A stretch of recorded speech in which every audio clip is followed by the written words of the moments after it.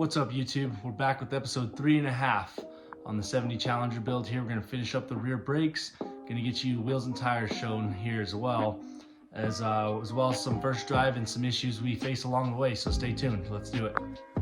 Big day today. The wheels and tires are finally here for the old 70 Challenger.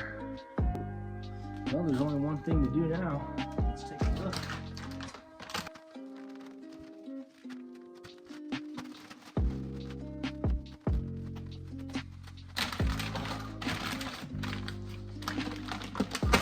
Oh, it would be face down, huh?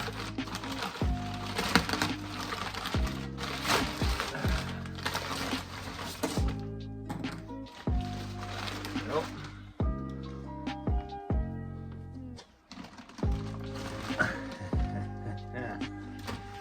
Big reveal. Oh, boom. Let's go. These look great.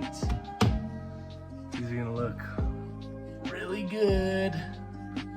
So there it is, a US Mag Rambler, 18 by 9.5 with a 275 Nitto on there, 40 ZR18. These are going on the rear. The fronts are a 17 by 8 inch with a 245. All right, guys, so now that the front's all knocked out, it's time to jump into the rear here. So let's get this pulled out and get the axle shaft out.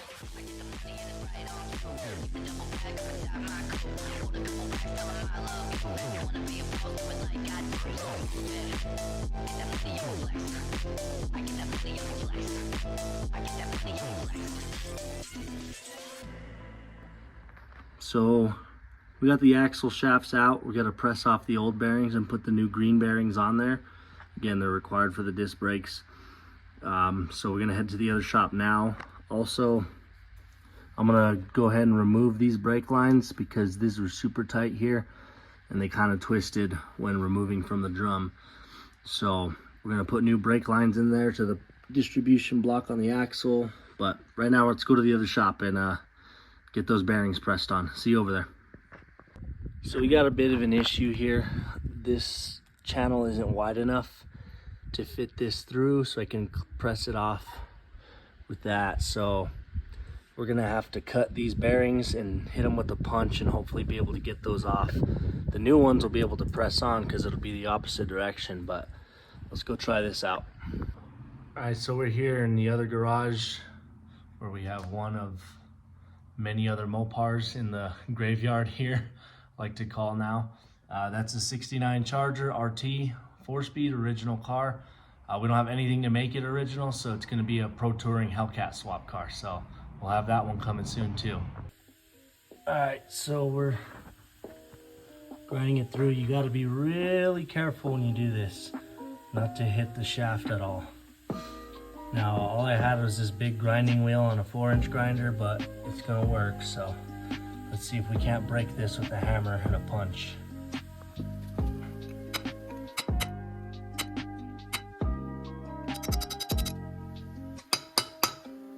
All right, so it looks like that one broke. Now we gotta get this bearing off.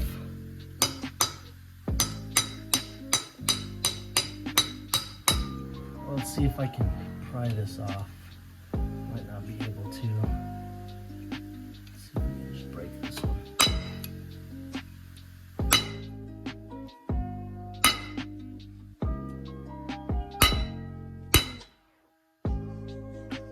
Let's see what we got. All right, so got this broken. Let's see if we can separate it back.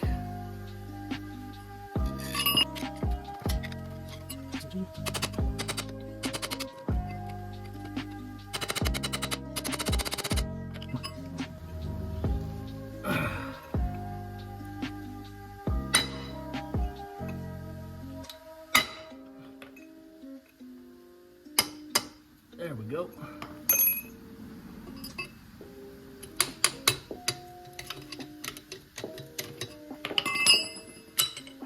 Cool, there's one.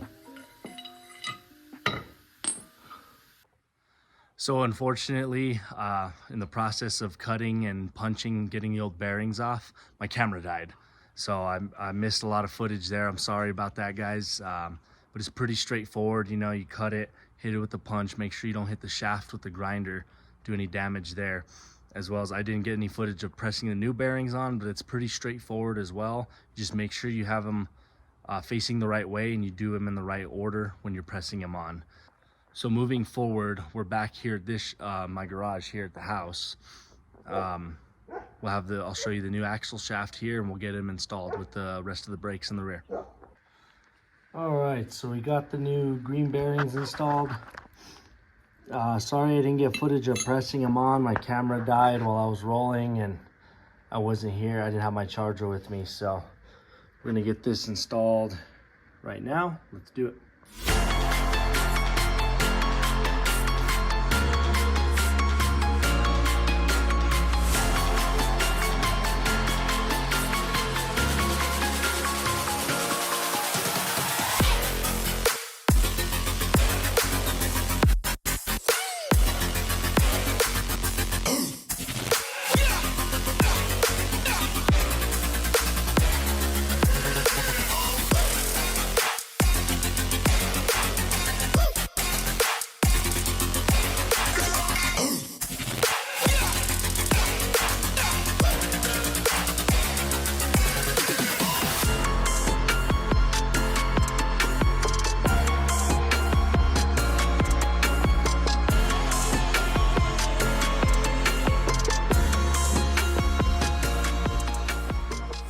All right, so we were going through, my dad came by to help me out a little bit, but I was going through installing the rear caliper and rotor and everything, but when I removed this from the drum, when I was threading it out, it was twisting. You can even kind of see that this brake line twisted with it because it's so rusted and seized up. So we went ahead and made new brake lines. Let's go check those out right now. So there we have it, this side from the rear distribution block. Also shortened them because they come with a hose that runs from here. So instead of it running up to here from the drum brake, we'll dial it back here. We'll have to mount it, find a way to secure it to here eventually, but for now it'll work. Here's another shot of that going over there, and then we have this one coming in right here. All right, guys, so the rear brakes are now installed. It's time to bleed them. Got my buddy Diego over there. We're gonna knock it out. Let's do it.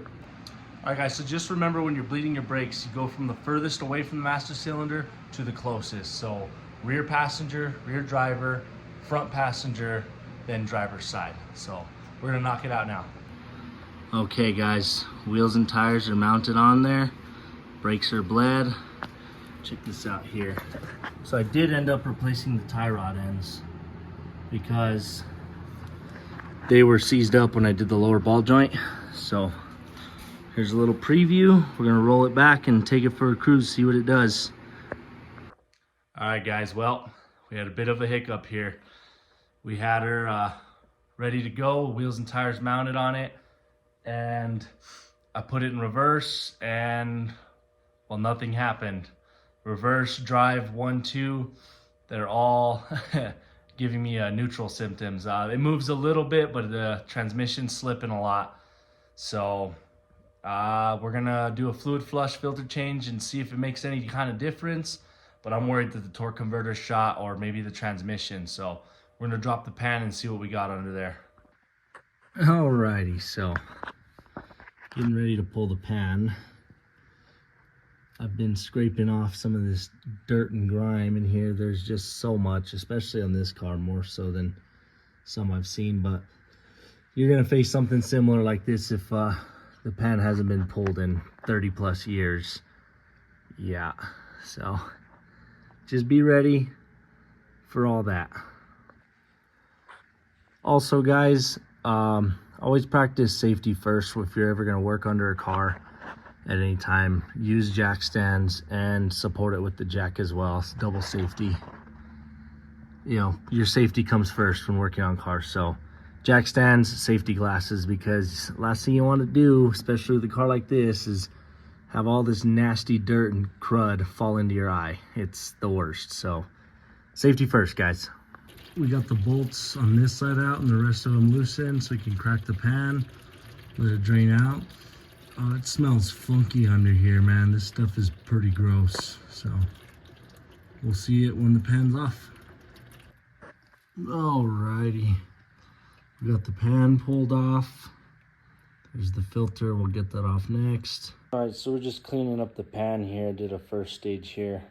I'm gonna hit it with some cleaner and get all this old gasket stuff off and go from there. So here's the bottom of the pan. We're gonna get this cleaned up with some wire brushes and the drill. Let's get her shiny. Alright, well, we hit it with the wire wheel, some wire brushes. I'm gonna get some more of this gunk out here, but see, we got like corrosion and stuff on it, so I'm gonna hit this with some engine enamel just to give it a fresh coating to protect it. So I don't know what happened to my engine enamel. I thought I had some laying around, but I had this other high heat direct to metal rust preventative paint from a different job I did laying around, so I figured that should get the job done here. I did let it flash in between these coats. We weren't going for anything super fancy here. I just cleaned it up, degreased it, and hit it with a coat of paint. I think it looks pretty good. It's gonna look funny under there with all that other dirty stuff, but let's get moving here to the bottom of the transmission. We'll clean it up, replace that filter, and hopefully this thing will shift. We'll find out.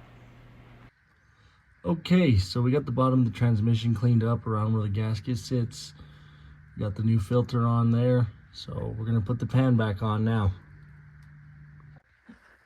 New pan, well, same pan, just freshly painted.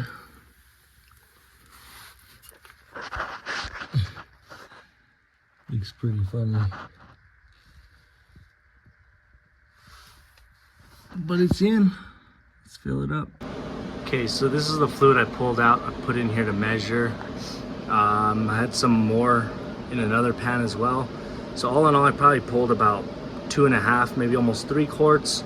However, when I pulled the almost 3 quarts out, I put probably about a good, I want to say just over 5.5 quarts in it to get it to the full reading.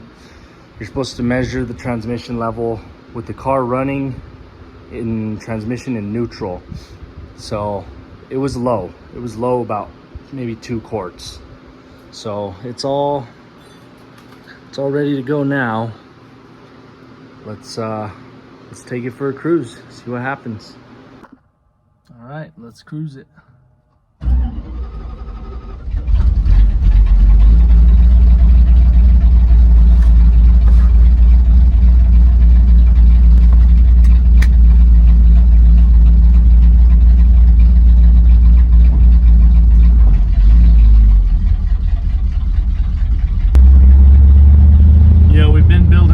Step here for a month now. I got this car a month ago, a little over a month ago now, and I gotta tell you, the culmination of putting everything together to get the car going again and back on the road it's something remarkable, man. Like, it's truly a blessing to be able to work on these old cars and, you know, have the knowledge to know what you're doing. Like, I started working on these cars when I was, 15 years old.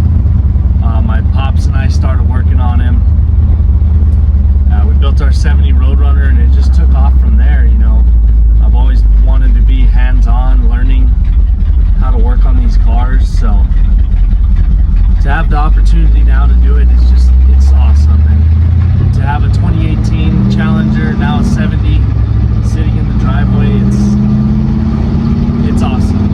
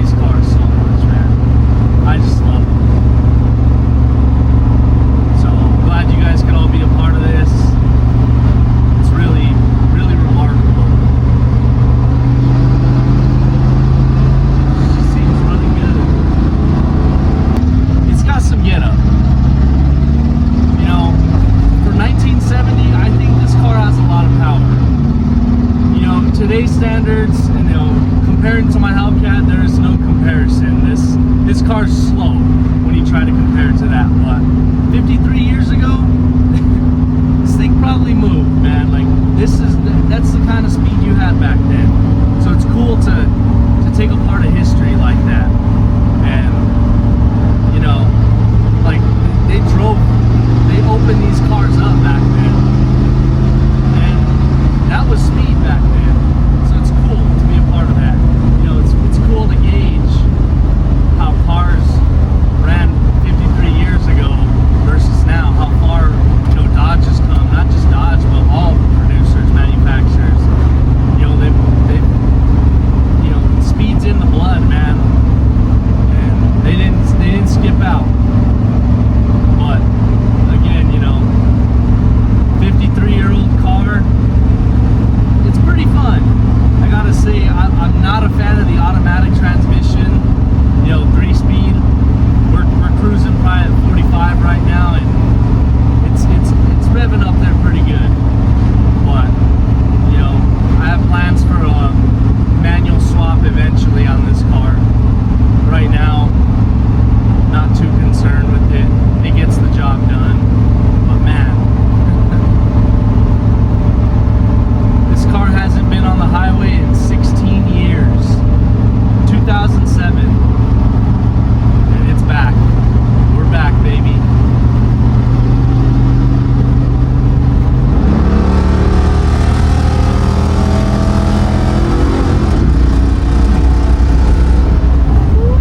Didn't like that. You gotta open it up though.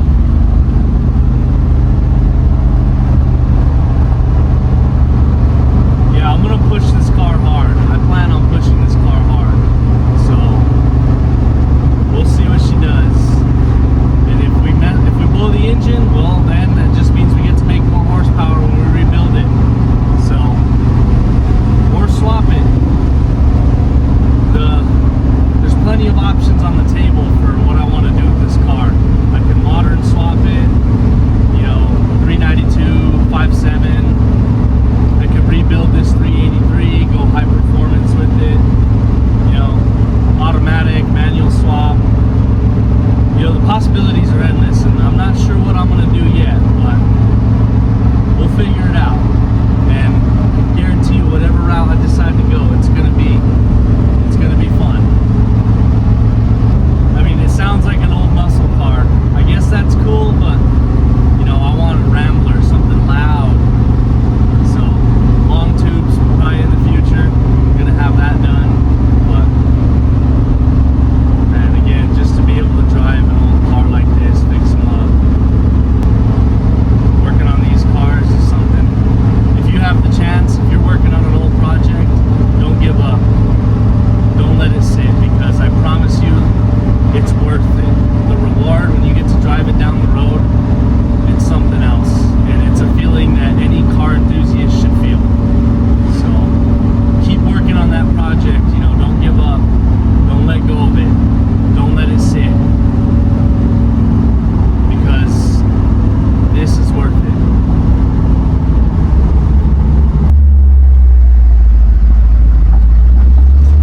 It really is worth it.